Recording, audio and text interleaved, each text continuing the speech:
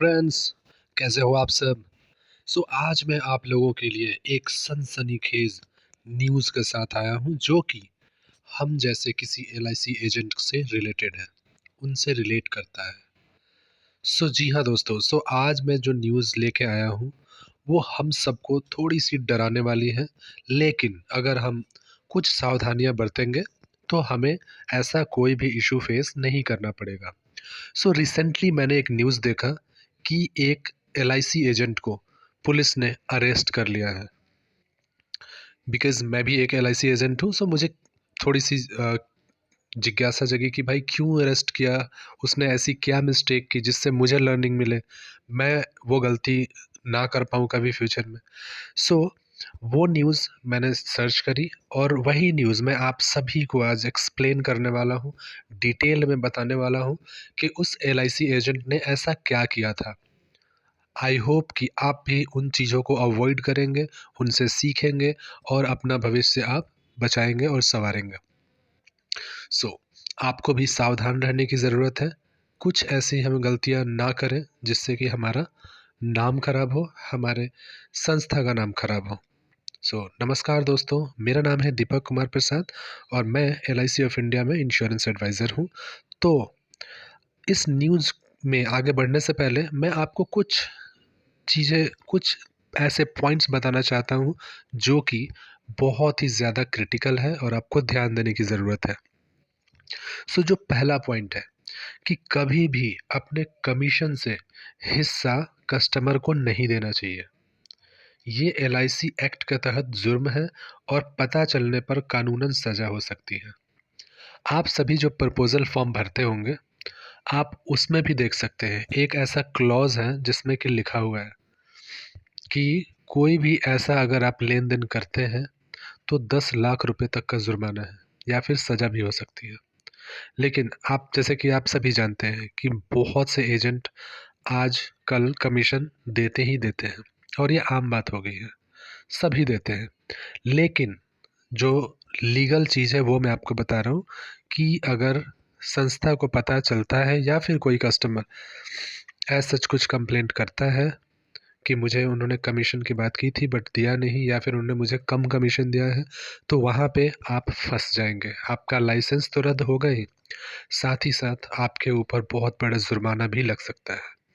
मेरी यही रिक्वेस्ट है कि आप ऑब्जेक्शन हैंडलिंग करना सीखें, अगर कोई आपसे कमीशन माँगता है तो, और उन ऑब्जेक्शन हैंडलिंग को यूज़ करें। दूसरा पॉइंट है कि कस्टमर को बिना पॉलिसी का नाम, इसके बेनिफिट्स, सरेंडर का समय और ज़रूरी जानकारी दिए बिना पॉलिसी नहीं देनी चाहिए।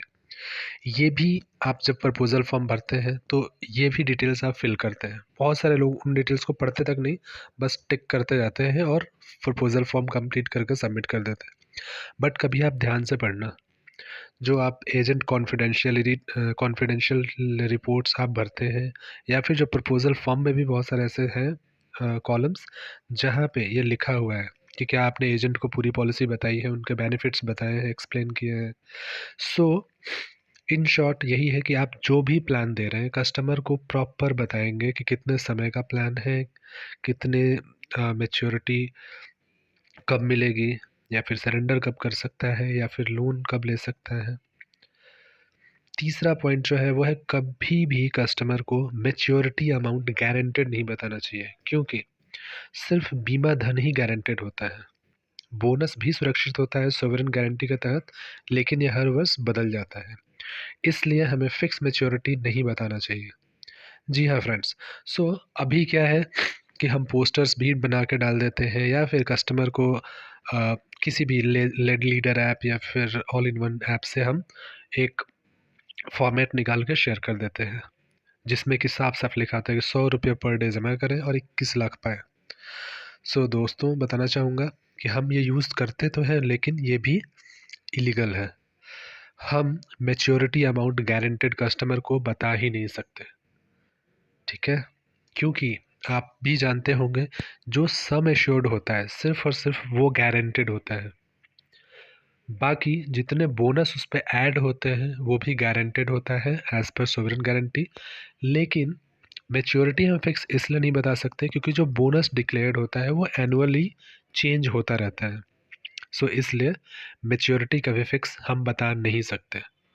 सो ध्यान रखें आप कि आप थोड़ा सा कस्टमर को इस तरह से बताएं कि बोनस प्लस आपका जो सम एश्योर्ड है वो सारे गारंटेड होते हैं, बट मैच्योरिटी की गारंटी आप नहीं दे सकते।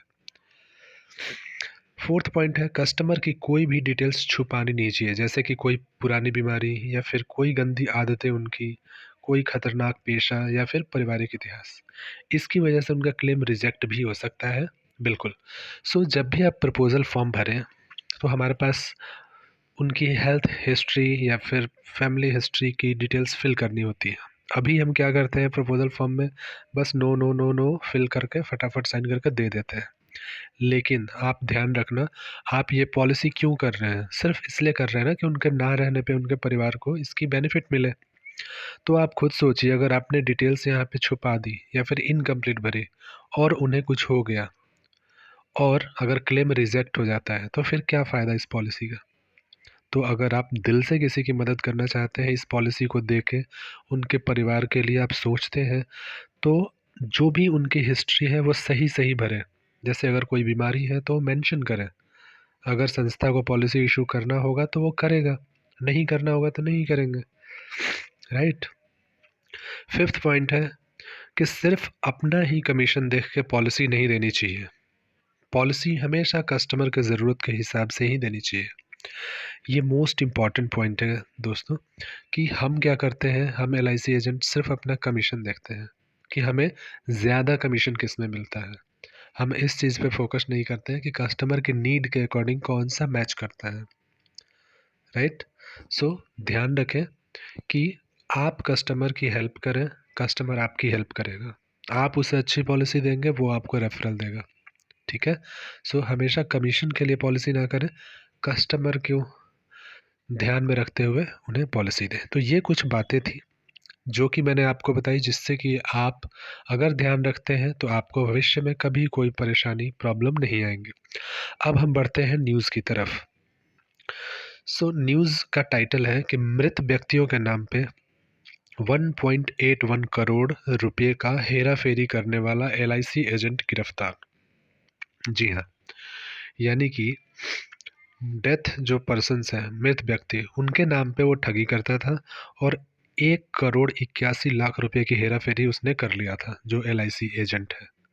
आप खुद सोचिए, जो संस्था उसे रोजगार दे रहा है, जिसकी वजह से उसका परिवार पल रहा है, उसी के साथ ये एजेंट, जो एलआईसी एजेंट है, उसने धोखा किया और उसको सजा भी मिली।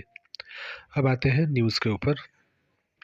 सो ये न्यूज़ उड़ीसा की है। तो जैसे कि आप देख सकते हैं, उड़ीसा पुलिस की आर्थिक अपराध शाखा ने मृत व्यक्तियों के नाम पे जारी पॉलिसियों से दावा कर 1 करोड़ 81 लाख रुपए की हेराफेरी करने के आरोप में बृहस्पतिवार को भारतीय जीवन बीमा निगम के एक एजेंट को गिरफ्तार कर लिया।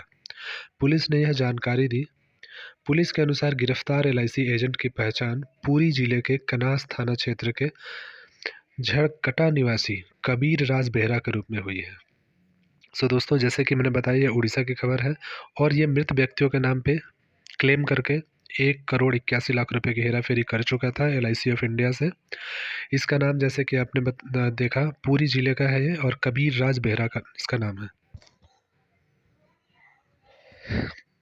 एलआईसी की जो खुर्दा शाखा है, जो उड़ीसा में है, उसी के अधिकृत अधिकारी की शिकायत पे यह जांच की गई और उसी के आधार पे जो हमारे एजेंट हैं मिस्टर बेहरा, उनको गिरफ्तार किया गया। पुलिस जो अधीक्षक है डीके त्रिपाठी, उन्होंने भी बताया कि बेहरा के घर से कुछ आपत्तिजनक दस्तावेज बरामद होने के बाद उसे गिरफ्तार किया गया। यानी कि उनके घर घर पे कुछ आपत्तिजनक दस्तावेज भी पड़े हुए थे। आपको पता ही है कि वो हेरा फेरी करते थे, तो उन्होंने बहुत सारे ऐसे डॉक्यूमेंट्स बना के रखे हुए थे। उन्होंने ये भी कहा कि शिकायत में जो आरोप लगाया गया था कि बेहरा ने सॉरी कि बेहरा जो है, हमारे जो एलआईसी एजेंट, उन्होंने मृत व्यक्तियों के नामांकित व्यक्तियों के साथ मिलकर झूठे मौत के दावे प्रस्तुत करके एलआईसी को 1 करोड़ 18 लाख रुपए की चपत लगाई। यानी कि जो हमारे एजेंट हैं, वो मृत व्यक्तियों की झूठी पॉलिसी बनाते थे और उनके नॉमिनी के साथ मिलकर क्लेम करते थे और एलआईसी को धोखा देते थे। पुलिस अधीक्षक के मुताबिक जांच से पता चला है कि बेहरा ने 2013 से लेकर 2019 के बीच फर्जी तरीके से 4 मृत व्यक्तियों के नाम पर 23 पॉलिसी हासिल करने में कामयाबी हासिल की थी और झूठे दस्तावेजों के जरिए उन्हें जीवित दिखाया गया था। आप खुद सोच सकते हो, उसने 23 पॉलिसी मरे हुए लोगों के नाम पे इशू की, झूठे डॉक्यूमेंट्स बना के कि वो जिंदा है, और उनकी पॉलिसी इशू हो गई और बाद में झूठे डॉक्यूमेंट से ही उसने डेथ क्लेम किया और कंप्लीट की। एसपी ने कहा कि जांच से पता चला है कि बेहरा ने 2013 से 2019 के बीच 4 व्यक्तियों के नाम पे मृत व्यक्तियों के नाम पे फर्जी तरीके से 23 पॉलिसी बनवाने में कामयाबी हासिल की थी। पुलिस ने यह भी बताया कि वो 2003 से एलआईसी एजेंट के तौर पे काम कर रहा था। पुलिस ने कहा कि बेहरा फर्जी मृत्यु प्रमाण पत्र का उपयोग करके दावा करने से पहले निर्धारित अवधि के लिए प्रत्येक व्यक्ति के पॉलिसी के लिए अपनी जेब से प्रीमियम राशि का भुगतान करता था। आप खुद सोच लो कितना चालाक था यह एजेंट, और ये बहुत पुराना एजेंट था, 2003 से एलआईसी एजेंट के तौर पे काम कर रहा है। आप खुद सोचिए एलआईसी ने क्या कुछ नहीं दिया होगा इस बंदे को। करता क्या था, फर्जी मृत्यु प्रमाण पत्र भी बनाता था ये, और ऐसा नहीं कि अभी उसने पॉलिसी दी और अभी उसने क्लेम कर लिया, वो उनकी जो पॉलिसी का प्रीमियम है खुद अपनी जेब से कुछ समय तक भरता था, उसके बाद वो क्लेम करता था फर्जी डॉक्यूमेंट्स के साथ। वो खुर्दा में एलआईसी शाखा कार्यालय में नामांकित व्यक्तियों के पक्ष में मृत्यु दावों को लागू करता था और उन 23 नीतियों के खिलाफ वित्तीय लाभ मृत्यु दावों का लाभ उठाने का प्रयास करता था। ये पता लगाया गया है कि बीमा पॉलिसी बीमित व्यक्तियों के वास्तविक मृत्यु के बाद ली गई थी, लेकिन प्रीमियम का भुगतान नियमित रूप से किया जा रहा था। पुलिस जांच से पता चला है कि सभी पॉलिसियों में बीमा राशि को जानबूझकर 10 लाख रुपए से कम रखा गया था, क्योंकि बिना संभागीय कार्यालय का उल्लेख किए यह शाखा प्रबंधक की ओर से मृत्यु लाभ का निपटान करने के लिए वित्तीय शक्ति के अंतर्गत आता है। अब ये एलआईसी एजेंट बहुत पुराना था, उसे पता था कि 10 लाख रुपए का समय शूट से अगर कम का अमाउंट होता है तो ब्रांच लेवल पे ही क्लियर हो जाता है, यानी क्लेम सेटल हो जाता है। तो वो करता क्या था कि वो पॉलिसी ले लेता था मरे हुए व्यक्तियों के फर्जी डॉक्यूमेंट्स बना के, उनके पैसे भी भरता था और एक निर्धारित समय के बाद वो डेथ क्लेम करके सेटल करवा लेता था। ये न्यूज़ थी फ्रेंड्स। आप खुद सोचो कि कितना चालाक था वो एलआईसी एजेंट, और 2003 से हमारी संस्था में था और कितना कुछ उसने अर्न किया होगा एलआईसी के साथ। एलआईसी ने कितना कुछ उसे दिया होगा, लेकिन स्टिल उसने हमारे इस पवित्र संस्था के साथ धोखा किया एंड उसको इसकी सज़ा भी मिली। मेरी आप सभी से पर्सनल रिक्वेस्ट है कि प्लीज़ आप ऑनेस्ट रहिए हमारे संस्था के साथ, एलआईसी के साथ, बहुत मेहनत करिए और अपने दम पे अपनी कामयाबी हासिल करिए। सो आई होप आपको ये वीडियो पसंद आई होगी। प्लीज़ इसको लाइक करिए और इसको शेयर करिए। Thank you.